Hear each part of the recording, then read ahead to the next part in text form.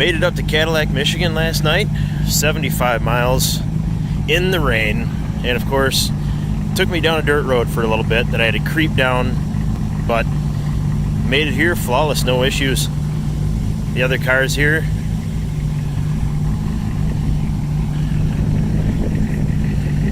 forgive the wind noise, I'm sure it's going to be pretty terrible.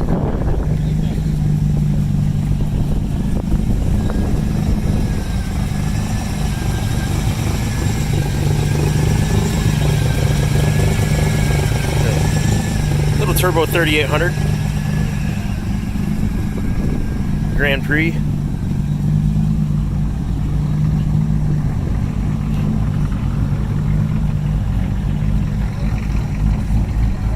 Pontiac GTO supercharged, tune only Bonneville GXP. Got a Tornado Trofeo. Another Olds 98. This one's got Travis. What's done to your 98? This got it's a supercharged 3800 swapped in to Series 3 top end, so there's the Gen 5 Eaton M90 supercharger, and it's got a mild cam in it. It's converted to E85, but it's still got the original 1995 PCM. Just a mini AFC to scale the fueling for the E85 and the bigger injectors. Okay, nice. Yep, got a CT4V, and we've got some traffic. All right, letting it warm up, and we're gonna go take off. Fall Color Tour 2023. Made it. Got the 81 Olds 98. Made it from Midland to Cadillac last night. I got in about 11 o'clock, a little after 11. Fantastic drive. The unfortunate part, it was in the rain. I must have a windshield seal leaking a little bit. I got a couple of drips on me throughout the night. Nothing terrible, nothing I'm super concerned about, just a little bit annoying. Really didn't want to take it out in the rain to begin with, but you know, you gotta do what you gotta do. The plan was to take this car, and I'm not gonna not take it just because it's raining out. The colors are absolutely beautiful up here. You can see that. I don't think we're quite at peak yet. I think we're still a little bit early. We still have little ways to go north, so we might still run into some better colors even yet. The car is performing flawless. I definitely still need to do some timing tweaks on it, but I'm very, very cautious with it. I don't want to go too far until I get a timing meter. I'm very, very nervous of advancing it too far and popping a head gasket. I really don't want that, so right now it's pretty weak in the upper RPM. Highway speeds going uphill, it does not like it. It slows down a bit. But I mean, right now we're cruising right along. It does 70, 75, no issue. Just floats. It's absolutely amazing. Just loving the car more and more. Radio doesn't work that well. The antenna, I'm not sure if there's just no power to the power antenna. It's stuck up. Reception is terrible with it, but I do have a Bluetooth transmitter in here, so I've got some Spotify going. Got some blues mix I've been playing. Just enjoying the drive. It's fantastic. The truck in front of us is not with our group. He just kind of cut in along one of the passing zones. We've got, I think, eight other vehicles with us. So it's going to be a good cruise. We are heading right now up towards Traverse City and Leland, Fishtown, heading up that way. Probably stop and take some pictures here and there. We're going to do some lunch and just hang out. Nothing super crazy. Go back and have some beers. Had a little bit too many last night. Woke up this morning with a little bit of spark knock. Wish I kind of wish I had some Advil this morning, but not doing too bad now. I don't know if you could hear that. The GTO that's with us, he's pretty good. That thing supercharged. I don't remember what he said he made to the tires. It was just over 500, I think, to the tires. I think he was saying. But runs good, sounds good. 98. People are loving it. Guys are way behind because that truck didn't go from the stop sign. Got the two-way radios here. We're chatting back and forth with all of us.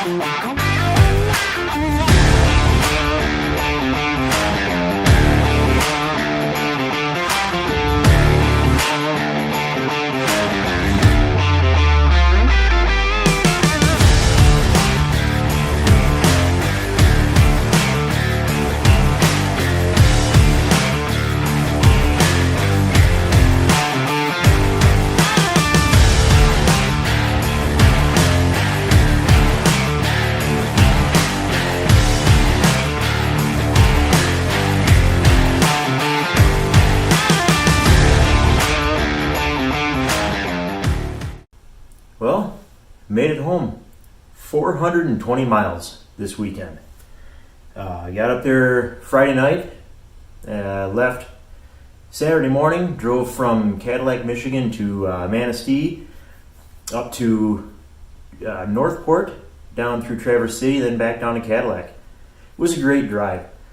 Could have had a little better fall colors out there. It's always a little bit late along the shoreline, so had some nice color, nothing super fantastic. As you saw in the one clip there, we're a little bit early. Not much you can do about that. You got to plan these things when we can make everybody get there. So the car did very well. It is low on power. As you've heard me say a couple times before, I need to adjust the timing yet. Can't do it yet. I got to get the timing meter for it, but it'll be on the way soon, and it'll get better. Right now, going up there in Traverse City, it's kind of hilly up there. By no means is it mountains, but it's kind of hilly. This thing here, these engines only had 100 horsepower and 200 foot-pounds of torque 42 years ago. Who knows how much it's got now with the timing off and engine wear. It's probably half that, you know, a little more than that, I'm sure, but it doesn't have the power it should. I mean, foot to the floor, 45 miles an hour going uphill, losing speed. By far the slowest car in our group. But I had an absolute blast, and I'd do it again, and I would take this car again. It gets looks everywhere it goes, get a lot of attention, and it's just an overall cool car to drive. You just don't see these anymore. You always see a lot of the G-bodies. I had a G-body. Some of my older videos, you can look back and see my 82 Cutlass that I had. Got rid of it. Sold it for parts. It was too far rotted. It looks like a nice car from the outside, but you know, you get up close to it and it just didn't look very good. So I sold that when I got this, and I couldn't be happier with this thing. It's going to make an amazing summertime family cruiser. Going to get ice cream, going out to dinner, just cruising. I may even do a couple car shows with it. I never really took the Cutlass to any car shows. The interior was ratty in it, and it had rust underneath it. And I didn't feel like it was a car worthy of a show. So this thing, this has it in it. You know, I get the bumper fillers taken care of. Get a couple other things taken care of. I got to get under the hood cleaned up. It's pretty dirty yet. I got some wiring to tidy up from all the work I did under there. This winter, I am hoping to actually pull the engine out, get it all cleaned up, get it painted up, make it look really nice. That's the goal for the winter for this car. I don't know how much more I'll end up doing with it.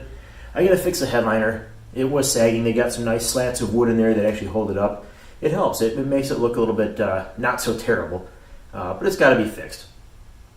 As far as casualties for the weekend, I didn't end up broke down on the side of the road, so that was good.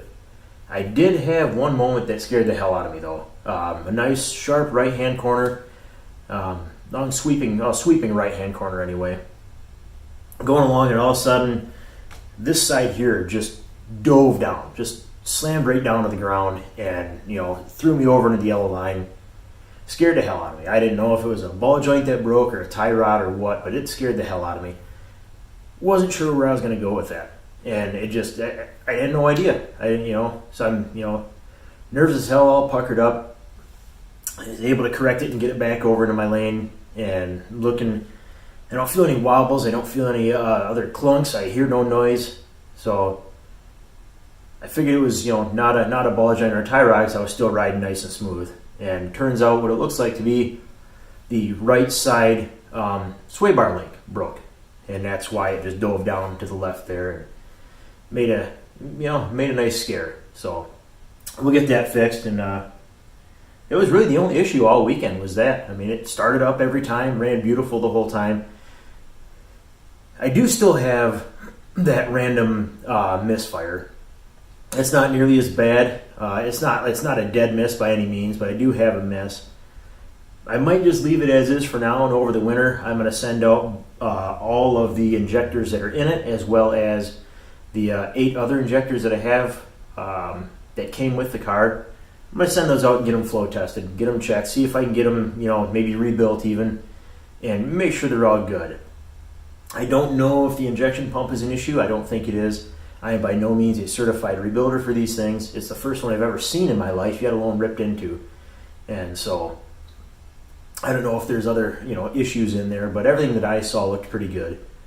So, but there very well could still be some issues there. Overall, I really just want to get this engine running at its peak and see how enjoyable the car is at that point.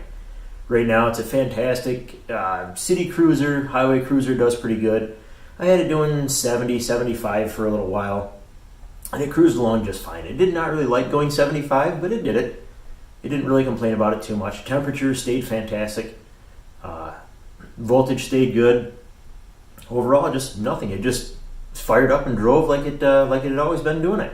So we'll have more updates to come on the Oldsmobile here. It won't be long. I'll be getting my garage situated around, and I've got that Buick Park Avenue Ultra I'm going to pull in. And so start ripping on the drivetrain on that, and then get that going. So we'll get the video of the engine coming out of this and getting cleaned up as well. So definitely more stuff to come. Hope you guys like this. Subscribe if you want. Like the videos, share them. See, get some other people to enjoy these cars. Get them out there. It gets a lot of looks, a lot of attention, and I feel like they're just kind of hidden. They're kind of kicked to the side, I guess. You know, everybody wants the G bodies, everybody wants the coupes, and you know these are pretty slick. I mean, I've had people already stop me on stop signs, and I've only really driven it just a couple of days, and I've got people stopping and staring all the time. So, you know, if you got something like this, get it out there, get it on the road, get it cleaned up. I mean, they're fun. It's a cool thing, you know. Enjoy it. So, we'll see you guys later. Till the next time.